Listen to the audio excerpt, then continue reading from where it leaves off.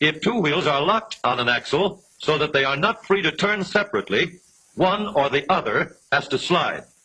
So engineers had to find a way to connect both rear wheels to the engine without sliding and slipping on turns. The device which makes this possible is a part of the rear axle.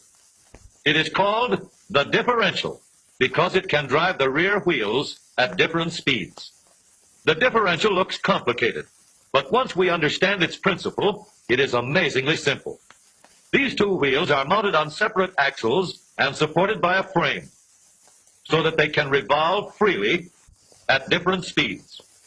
Let's fasten a spoke on the inner end of each axle so that by turning the spokes, we can turn each wheel separately.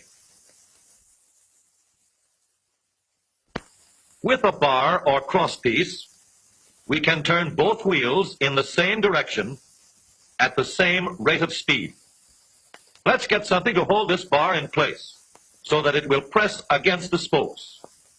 Notice that this support is not locked to the axle. It turns freely.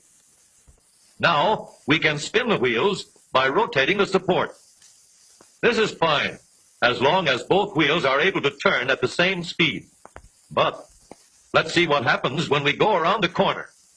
With this arrangement, we cannot drive one wheel faster than the other. And if we stop one wheel, the other wheel won't budge. Let's put this bar on a pivot so that it can swing in either direction.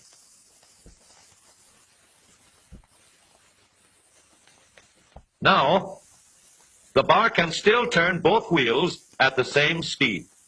And because it pivots, it lets one wheel turn even when the other is stopped.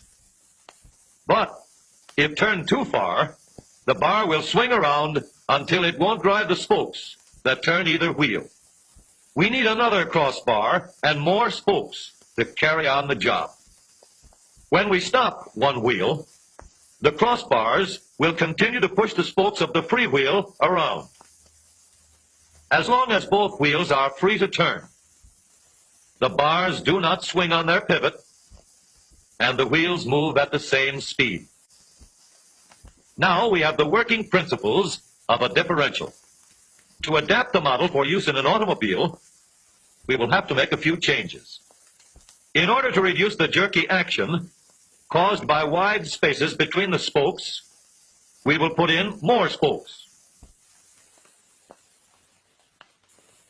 Further filling in the spaces between the spokes gives steadier, more continuous action, and changing the shape gives firm, constant contact. Now we can make the gears thicker and stronger, and we have differential gears. The edges are cut so that they will fit together more smoothly and silently, and another gear is added to share the work of driving the axles. The principle is the same. In order to turn the support and drive the wheels, we can fasten a large gear here, connected by a smaller gear to a source of power.